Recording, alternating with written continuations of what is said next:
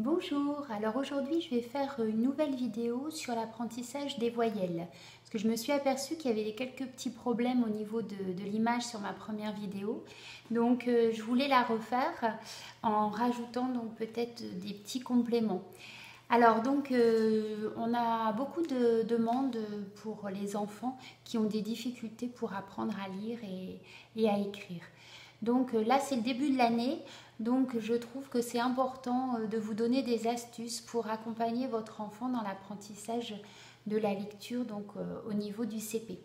Alors là au mois de septembre ils vont commencer à apprendre les voyelles. Donc comment aborder les voyelles avec votre enfant? Alors, moi j'utilise la méthode des gestes de Borel-Mezzoni. Madame Borel-Mezzoni est une orthophoniste, une des pionnières de l'orthophonie.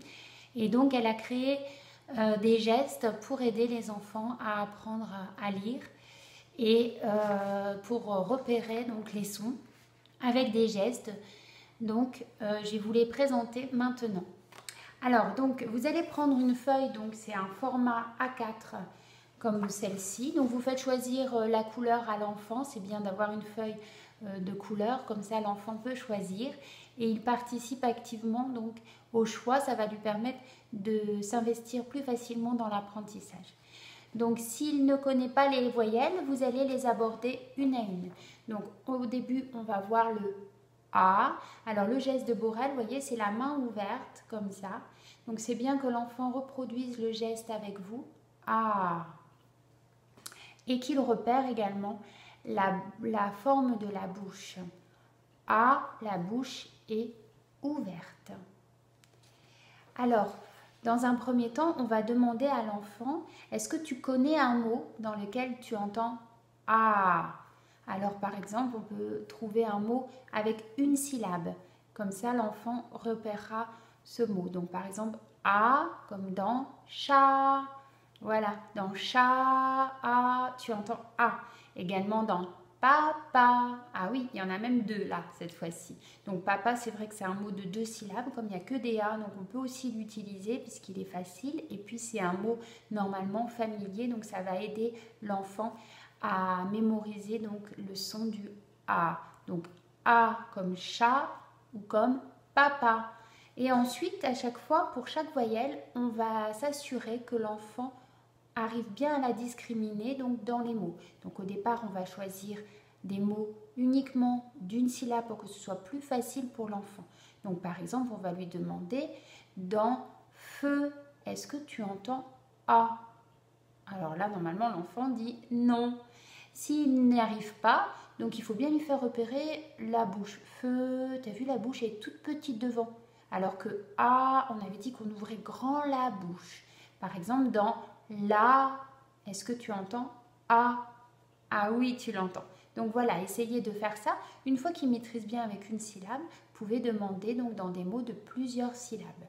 Donc au départ, dans ces cas-là, décomposez bien le mot en syllabes. Par exemple, si on lui demande, dis-moi, est-ce que dans ananas, tu entends A? Tu vas demander, donc on va demander la première syllabe A.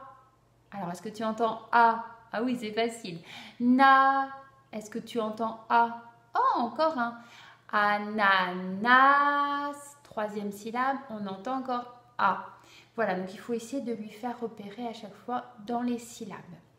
Ensuite, on va aborder la deuxième voyelle, c'est E. Alors, E, tu vois, ma bouche, elle est petite devant.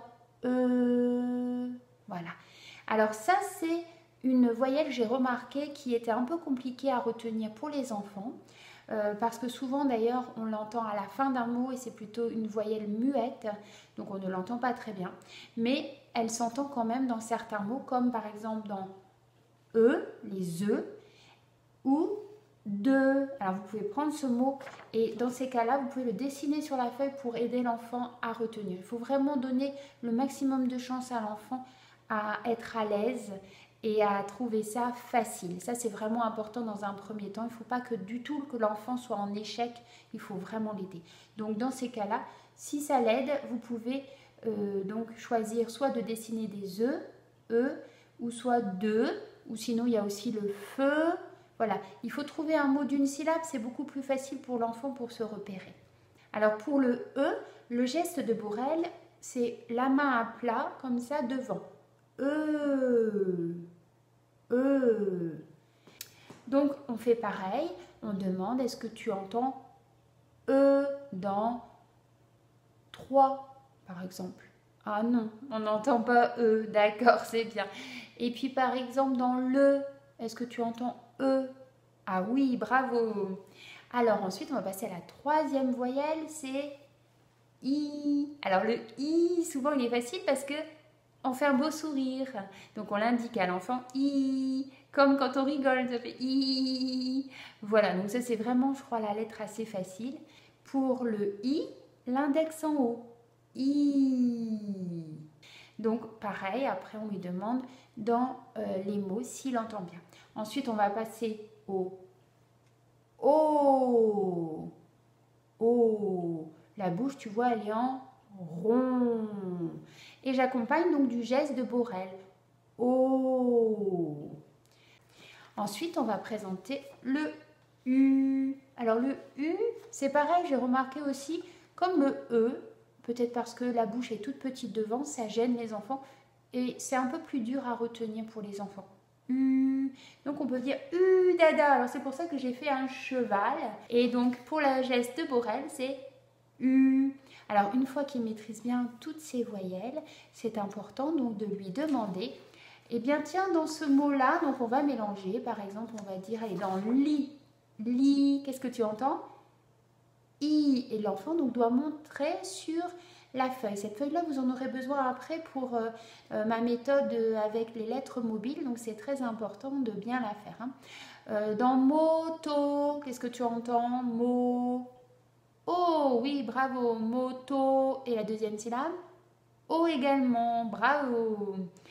Et puis, on continue comme ça. Donc, comme j'ai expliqué, on peut donner un jeton à chaque fois que l'enfant a bon. On en fait 10. S'il a bon, il gagne le jeton. S'il a faux, c'est vous qui le gagnez. Comme ça, vous voyez un petit peu ses résultats. Ça motive l'enfant. C'est toujours assez amusant de faire comme ça. Les enfants aiment bien gagner des jetons. Et puis, si vraiment il n'est pas motivé, allez, on peut passer aux Smarties. Il est un peu plus motivé pour les manger, peut-être. Donc ça, vous pouvez le faire avec des mini Smarties. Voilà. Donc, j'espère que cela aidera votre enfant à apprendre les voyelles. Et retrouvez-moi après pour la suite, pour la méthode avec les lettres mobiles. À bientôt.